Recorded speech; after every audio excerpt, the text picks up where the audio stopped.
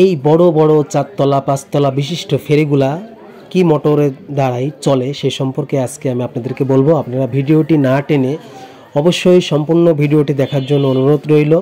দেখতে পাচ্ছেন যে ইয়া বড় একটা ফেরি, এখানে প্রায় 20-30টা ফেরি আছে বড় বড়, এবং ছোট ছোট ফেরিও আছে, এক একটা চারতলা পাঁচতলা বিশিষ্ট।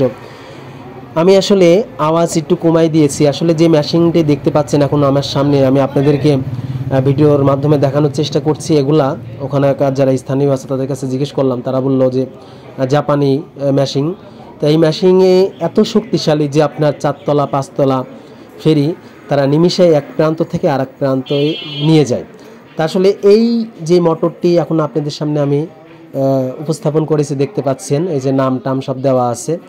এই মোটরের মাধ্যমেই কিন্তু আপনার চারতলা পাঁচতলা বিশিষ্ট ফেরিগুলা এক স্থান থেকে আর এক স্থানে চলে যায়। তা আমি অবশ্যই যে ফেরিতে অবস্থান করেছি এই ফেরিটা অবশ্যই একটু ছোট।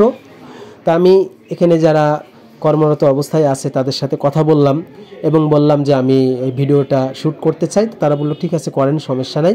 তো আমি ভিতরে গেলাম, যাওয়ার পরে দেখতে পাচ্ছেন যে ফেরির ভিতরে যে ইঞ্জিল আছে, ইঞ্জিলের ভিডিওটি আমি করছি।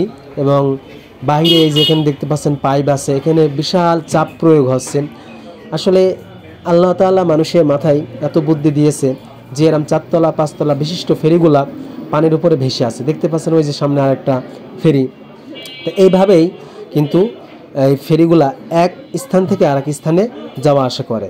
তা আমি মূলত আপনার আমাদের বাংলাদেশের ঐতিহাসিক বিখ্যাত পদ্মা নদীর উপরে অবস্থান করেছি, এবং পদ্মা নদীর উপর থেকেই আমি এই এখন যেই দৃশ্যটা সেই দৃশ্যটা শ্যুট করে আপনাদের সামনে তুলে ধরেছি।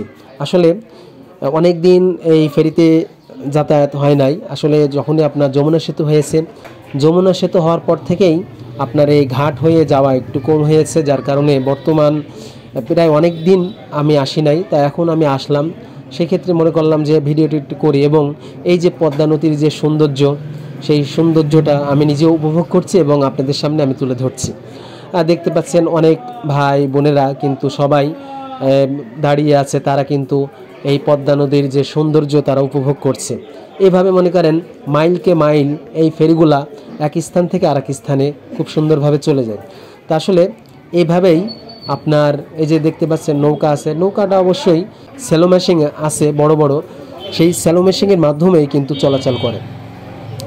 আসলে এখানে আরেকটা বিষয় আমি জানতে পারলাম, এখানকার যারা স্থানীয় আছে তাদের কাছে যখন জিজ্ঞেস করলাম, তারা বলল যে এখানে যেই আগে যে আপনার বড় বড় আরও অনেক ফেরি ছিল, সেই তুলনায় ফেরি অনেক কম হওয়ার একটাই কারণ, যেহেতু এখন আপনার এখানে পদ্মা সেতু হয়েছে, আর এই পদ্মা সেতু হওয়ার কারণেই অনেক ফেরি এখান থেকে অন্য জায়গায় চলে গিয়েছে, সেখান থেকে তারা তাদের কার্যক্রম চালিয়ে যাচ্ছে।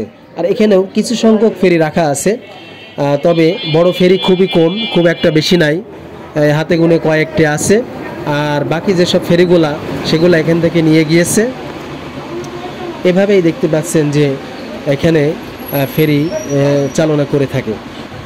প্রিয় বন্ধুরা, যারা আপনারা এখনও পদ্মা নদী দেখেন নাই বা পদ্মা নদীর তীরে আসেন নাই, তারা যদি পদ্মা হয়ে যান সেটা তো আলাদা বিষয়, সেটা ট্রেন জার্নি বা বাস জার্নি সেটা আলাদা বিষয়। আর যদি মনে করেন যে ফেরিতে করে আসবেন, তাহলে আপনি যে কোনো এলাকা থেকে ফেরিতে যাওয়ার উদ্দেশ্যে যে গাড়িগুলো ফেরির উপর দিয়ে পারাপার হয় ওই গাড়িতে চড়লেই আপনি ফেরিও দেখতে পারবেন এবং আপনি খুব সুন্দরভাবে পদ্মা নদীর দৃশ্যগুলি আপনি উপভোগ করতে পারবেন।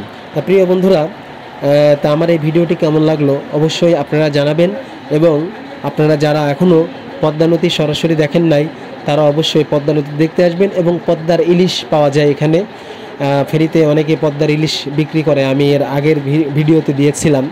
আসলে এই ইলিশগুলো খুবই ছোট ছোট, তা জানি না আসলে এরা কেন ধরে বা এদের ধরার অনুমতি আছে কিনা। তো আমি জিজ্ঞেস করলাম, সে বললো না আমাদের ধরার অনুমতি এখন আছে, এখন নিষেধ না, এই জন্য আমরা ধরি। তো এখানে অবশ্যই দাম বলবে, কিন্তু আপনার দেখা যাচ্ছে 2 কেজি ইলিশের দাম বলবে দেখা যাচ্ছে 3000, 4000, 5000, 8000, যার কাছে যেমন টাকা বাগাতে পারে। তবে আপনি যদি বুদ্ধি করে একটু দাম বলতে পারেন, দেখা যাচ্ছে 500-700 ভিতরেই 500 টাকা বা 700 টাকার মধ্যেও ছোটো সাইজের ইলিশ কটা আপনারা এখান থেকে পেয়ে যাবেন।